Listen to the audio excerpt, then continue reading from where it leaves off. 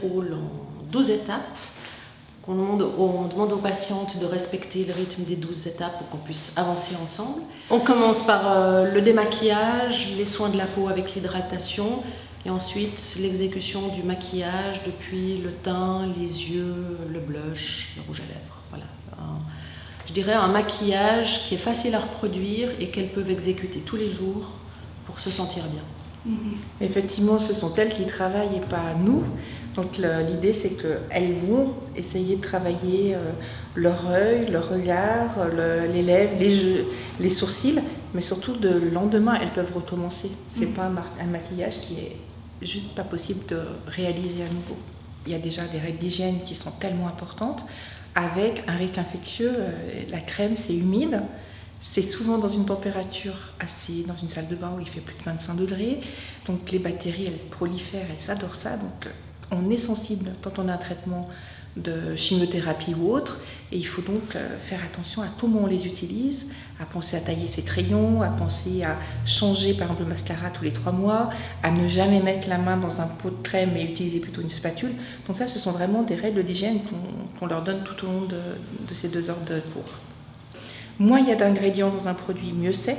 Et surtout, c'est la date de conservation et d'utilisation qui est important à regarder. Alors moi j'ai trouvé que c'était très sympathique parce qu'on oublie finalement qu'on est atteinte par un mal. Bon, c'est aussi une disposition d'esprit de vouloir voir l'aspect positif des choses, mais j'ai trouvé ça vraiment très sympa. On n'a pas évoqué quoi que ce soit en relation directe avec notre propre situation. Donc ça c'est l'évasion. Moi je me suis beaucoup maquillée quand j'étais jeune fille, comme le font souvent les jeunes filles. Par la suite, ayant été très sportive, le maquillage n'était pas forcément très confortable, donc je suis devenue un petit peu minimaliste, mais avec la soixantaine installée maintenant, je trouve qu'il y a une base, comme le fond de teint, illuminer les yeux, je trouve que c'est un plus. Donc voilà, on a travaillé là-dessus, et puis je suis pas sûre que je vais continuer à mettre toutes ces couleurs, mais c'est intéressant. Alors je pense que le maquillage peut être superficiel pour certaines personnes, mais quand on se rend compte à quel point ça les valorise et ça les met en confiance, je pense qu'on se rend compte que c'est pas juste anodin. Et puis il faut aussi savoir que le maquillage a toujours existé depuis la nuit des temps. Donc en fait, je crois que avoir envie de se mettre en valeur et d'être à son avantage, se sentir belle, c'est quelque chose d'assez féminin et d'assez humain. Alors ces ateliers maquillage, ils ont débuté en octobre 2017 sur proposition de la Fondation Look Good Feel Better. On a organisé une première fois ici avec tous les infirmiers qui venaient des centres romans et l'hôpital peu de temps après a donné son accord pour qu'on propose les ateliers qui au début c'était une fois par trimestre, puis ça a été tous les 2 mois, puis on est vite passé à tous les 1 mois parce qu'il y a une demande. Avec les traitements, on perd nos cheveux, on perd nos cils, on perd nos sourcils, donc on est un peu déstabilisé par rapport à tout ça, parce qu'en tant que femme, on se maquille quand on a des cils, des sourcils, voilà. Donc je me suis dit que je pourrais peut-être apprendre de nouvelles techniques, notamment pour les sourcils, parce que c'est quand même la base, pour se réapproprier un aspect esthétique féminin pendant les traitements.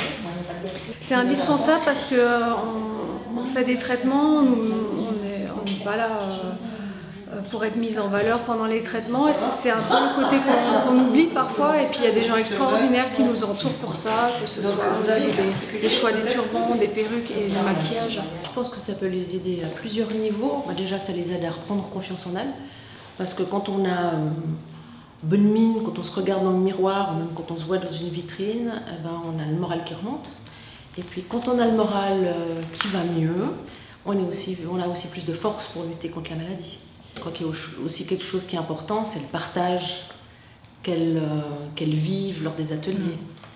Pas se sentir seule face à sa maladie, toute seule dans son coin, mais de voir que d'autres vivent la même chose, ou des situations similaires, ça les aide énormément. Elles se retrouvent dans un lieu pour prendre soin d'elles, où elles n'ont pas besoin de dire « je suis malade ». Elles savent que toutes les participants sont aussi malades, des traitements différents, des stades de traitement, des stades de maladie différents aussi.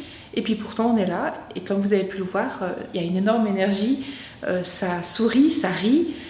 Parfois ça pleure aussi parce qu'il y a des moments, on l'a pas eu là, mais qui peuvent être un peu plus difficiles, mais on en ressort boosté.